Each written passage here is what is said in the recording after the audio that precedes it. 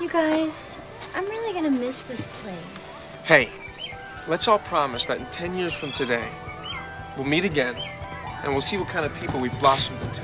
Yeah! On August 18th, 1981, the counselors of Camp Firewood spent their last day of camp together in the 2001 comedy Wet Hot American Summer. How do we know this? They tell you in the opening credits. August 18th is also the day they meet 10 years later in the Netflix series Wet Hot American Summer, 10 years later. What's up, bitches? Let's rage!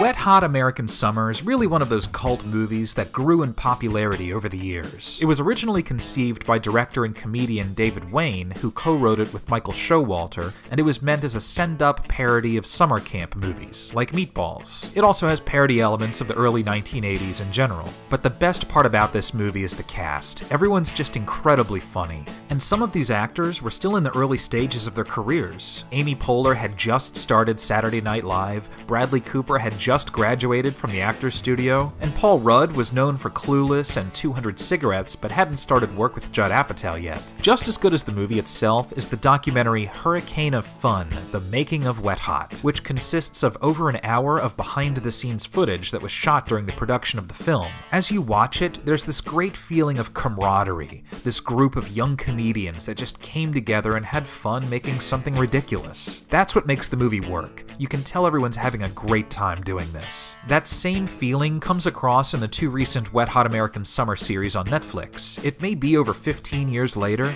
but the cast and the material is still just as funny. So take today and check out the original movie if you haven't already, and reminisce about your own experiences at summer camp. Like that time you helped your arts and crafts counselor through an emotional breakdown, or that time you diverted the trajectory of a rogue satellite falling from orbit, or that time you befriended a talking can of vegetables. Ah, memories.